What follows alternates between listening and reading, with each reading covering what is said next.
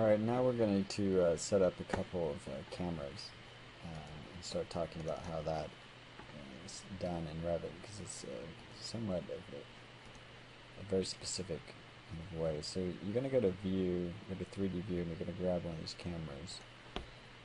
And you're going to place it, and you'll see that your cone of vision is not huge.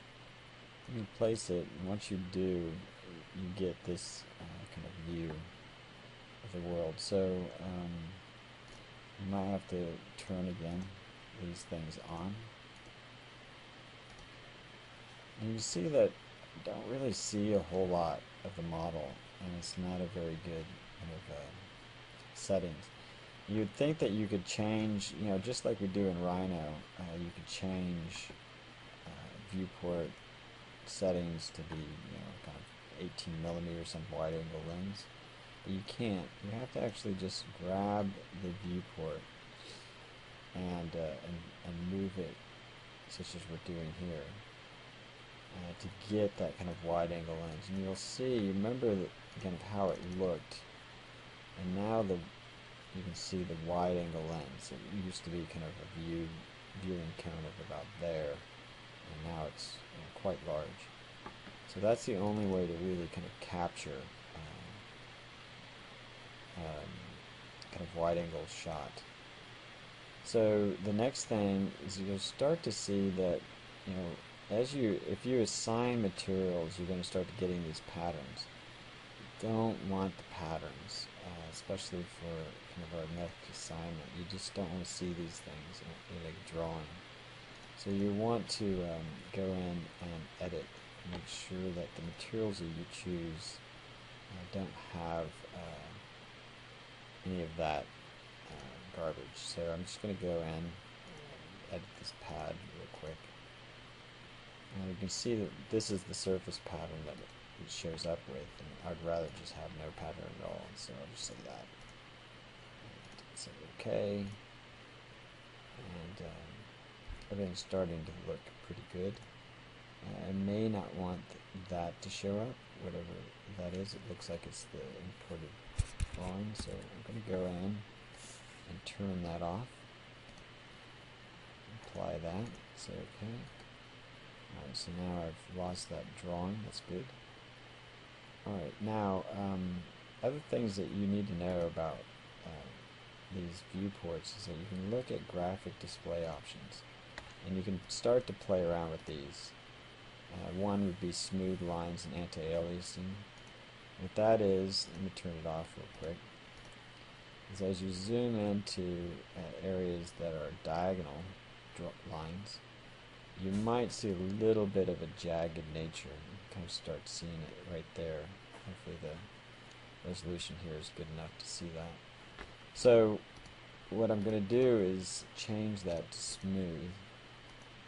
You see that jaggedness went away. Now it's a smooth line. So that's one of the first things you might do.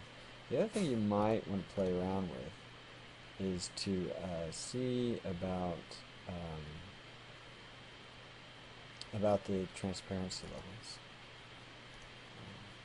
I might play with this a bit and see if there's anything so I can start to see kind of the layering up of the drawing a bit.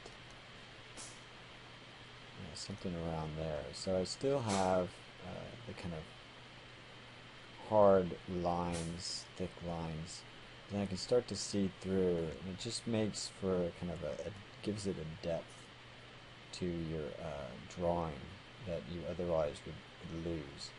And so what I might do is kind of take that as a PDF, has a little bit of that, and then also look at it just with plain hidden lines, maybe turn that all the way off, and I can start to in Photoshop or whatnot, those two layers kind of mix and match them. But I think while I'm modeling, I might actually kind of want that to happen. And you can also turn on shadows. Now realize that once I turn on the transparency, shadows as a possibility goes away. So if you want to see shadows, you have to turn that all the way down and then start casting shadows. And that. So again, I probably want this on, and send that as a PDF.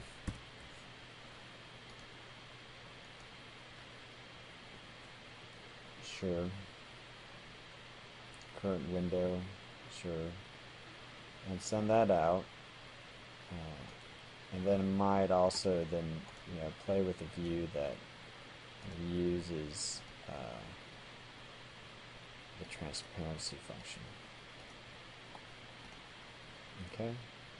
And then overlap those and start to see play. I mean, the more that you can take a series of different drawings from that exact same point of view, start to overlap them, the better. It looks like there'll be some cleanup I'll have to do, but that's okay. So you can take care of that. So that's how you start to look at getting camera views. If you need to reposition this, we can always click on this icon. We can orbit, throw the center ball like somewhere in the project where you'd want to orbit around, and then you can orbit around that point. Once you really find a position, you definitely don't want to ever change it.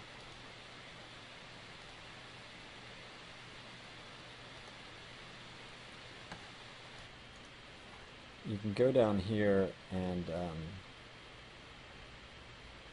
roll over one of these guys. Save orientation and lock view. So what that's going to do is it should keep me from kind of messing that one up. So once you find a good spot, you can do that. You can obviously toggle that off. I would recommend that you find positions that have horizon line, kind of where a person might actually be placed. Don't get those kind of as if I'm on a step ladder or as if I'm God views. I mean, sometimes those are fine, and they do actually look pretty good, as if you're looking down at the model. So an aerial shot is okay, one aerial shot, but most of the other renderings want to be kind of at eye level. So if you need to play with that, you can start to predict exactly where you want to be. So -8 would be about 4 feet above this bottom level. The other thing that you're going to find as you start to pull these viewport lines out is that you might get so distorted that you start to see it collapsing, or a 3-point perspective. These columns won't be straight; they'll be kind of slanting, and that you really want to. You can see it right here. It's kind of slanting out, so things start to look a little distorted. To get that distortion to be corrected, you need to then just have the camera eye elevation and the target elevation at the exact same height. And you'll see now those walls are straight, perfect, and true. So that's how you handle that. Okay, that's kind of 101 with setting up your cameras. Make sure you do this. Make sure that you're extending this viewport. It's going to make the view look more like it would be in real life. Make it more architectural kind of drawing than if you just take the viewport as it was, which was I'd have to peel back like 200 feet away just to get this same view, and it wouldn't look as sharp or as real or as architectural as this is looking.